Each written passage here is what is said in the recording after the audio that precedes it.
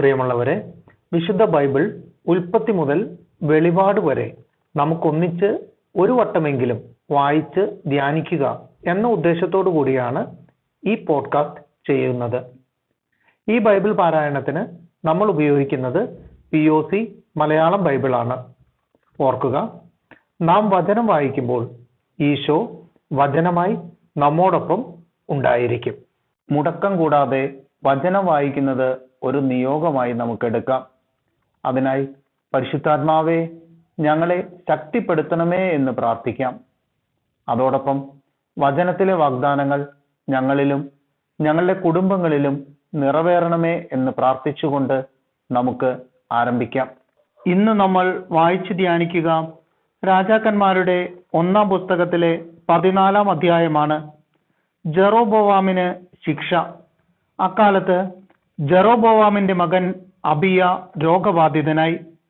ജെറോബോവാം ഭാര്യയോട് പറഞ്ഞു, നീ എഴുന്നേറ്റ് എന്റെ ഭാര്യയാണെന്ന് അറിയാത്ത വിധം വേഷം മാറി ഷീലോയിലേക്ക് പോവുക.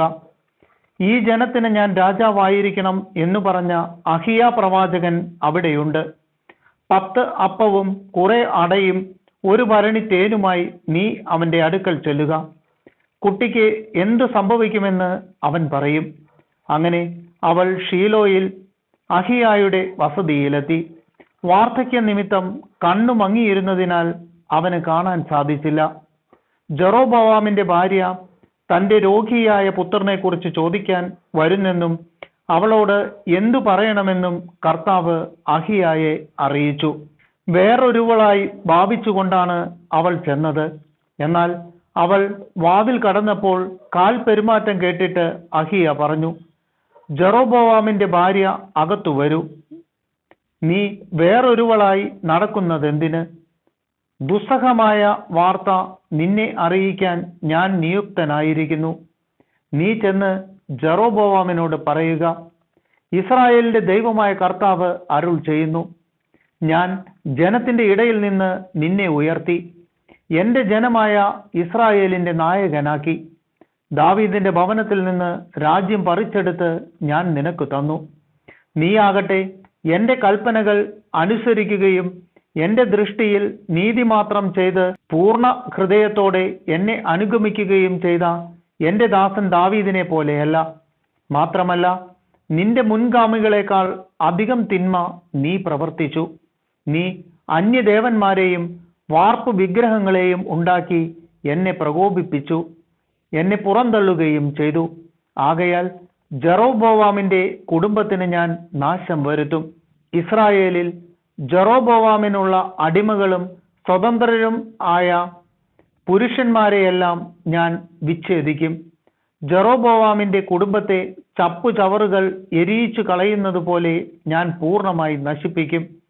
ജെറോബോവാമിന്റെ ബന്ധുക്കളിൽ ആരെങ്കിലും പട്ടണത്തിൽ വെച്ച് മരിച്ചാൽ അവരെ നായ്ക്കളും വെളിമ്പ്രദേശത്ത് വെച്ച് മരിച്ചാൽ ആകാശത്തിലെ പറവകളും ഭക്ഷിക്കും. കർത്താവാണ് ഇത് അരുൾ ചെയ്തത്. എഴുന്നേറ്റ് വീട്ടിൽ പോവുക. നീ പട്ടണത്തിൽ കാലുകുത്തുമ്പോൾ കുട്ടി മരിക്കും. ഇസ്രായേൽ ജനം ദുഃഖം ആചരിക്കുകയും അവനെ സംസ്കരിക്കുകയും ചെയ്യും. ജെറോബോവാമിന്റെ കുടുംബത്തിൽ അവൻ മാത്രമേ കല്ലറയിൽ സംസ്കരിക്കപ്പെടുകയുള്ളൂ. എന്തെന്നാൽ ഇസ്രായേലിന്റെ ദൈവമായ കർത്താവ് ജെറോബോവാമിന്റെ സന്തതികളിൽ അവനിൽ മാത്രം അല്പം നന്മ കണ്ടിരുന്നു. കർത്താവ് ഇസ്രായേലിൽ ഒരു രാജാവിനെ ഉയർത്തും. അവൻ ജെറോബോവാമിന്റെ ഭവനത്തെ ഉന്മൂലനം ചെയ്യും. ഇസ്രായേൽ അശേര പ്രതിഷ്ഠകൾ സ്ഥാപിച്ച് കർത്താവിനെ പ്രകോപിപ്പിച്ചതിനാൽ വെള്ളത്തിൽ ഞാങ്ങണ ആടുന്നതുപോലെ അവിടുന്ന് അവരെ അടിച്ച് ഉലയ്ക്കുകയും താൻ അവരുടെ പിതാക്കന്മാർക്ക് നൽകിയ ഈ നല്ല ദേശത്തു നിന്ന് അവരെ ഉന്മൂലനം ചെയ്ത് യൂഫ്രട്ടീസ് നദിക്കപ്പുറം ചിതറിച്ചു കളയുകയും ചെയ്യും. പാപം സ്വയം ചെയ്യുകയും ഇസ്രായേലിനെ കൊണ്ട് ചെയ്യിക്കുകയും ചെയ്ത ജെറോബോവാം നിമിത്തം കർത്താവ് ഇസ്രായേലിനെ കൈവെടിയും. ജെറോബോവാമിന്റെ ഭാര്യ തിർസായിലേക്ക് മടങ്ങി. അവൾ കൊട്ടാരത്തിന്റെ പൂമുഖത്ത് എത്തിയപ്പോൾ കുട്ടി മരിച്ചു. കർത്താവ് തന്റെ ദാസനായ അഹിയ പ്രവാചകനിലൂടെ അരുൾ ചെയ്തതുപോലെ ഇസ്രായേൽ ജനം അവനെ സംസ്കരിച്ച് ദുഃഖം ആചരിച്ചു.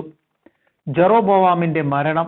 ജെറോബോവാമിന്റെ യുദ്ധങ്ങളും ഭരണവും ഉൾപ്പെടെയുള്ള മറ്റ് വിവരങ്ങൾ ഇസ്രായേൽ രാജാക്കന്മാരുടെ ദിനവൃത്താന്തത്തിൽ രേഖപ്പെടുത്തിയിട്ടുണ്ട്.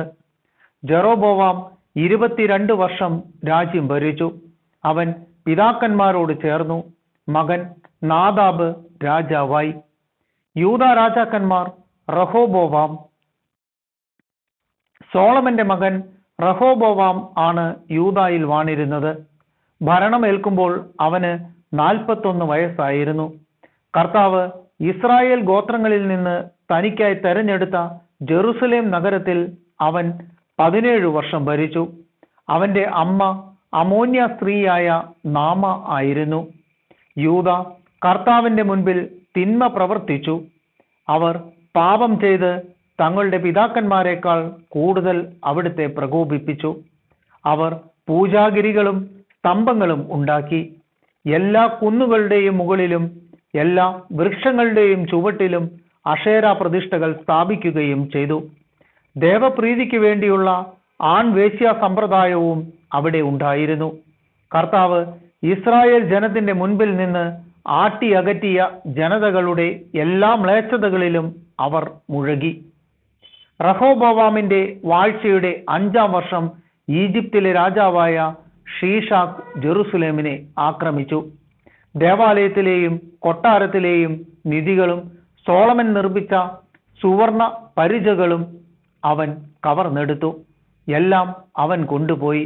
റഹോബോവാം അവയ്ക്ക് പകരം ഓട്ടുപരിചകൾ നിർമ്മിച്ച് കൊട്ടാരത്തിലെ കാവൽ പടത്തലവന്മാരെ ഏൽപ്പിച്ചു. രാജാവ് ദേവാലയം സന്ദർശിക്കുമ്പോഴെല്ലാം അകമ്പടിക്കാർ അവ വഹിക്കുകയും പിന്നീട് കാവൽപുരയിലേക്ക് തിരികെ കൊണ്ടുവരികയും ചെയ്തു പോന്നു.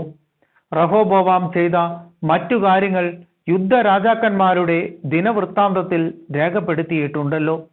റഹോബോവാമും ജെറോബോവാമും നിരന്തരം പൊരുതിക്കൊണ്ടിരുന്നു. റഹോബോവാം മരിച്ച് തന്റെ പിതാക്കന്മാരോടുകൂടെ ദാവീദിന്റെ നഗരത്തിൽ സംസ്കരിക്കപ്പെട്ടു. അമോന്യയായ നാമ ആയിരുന്നു അവന്റെ അമ്മ. അവന്റെ മകൻ അബിയാം ഭരണമേറ്റു.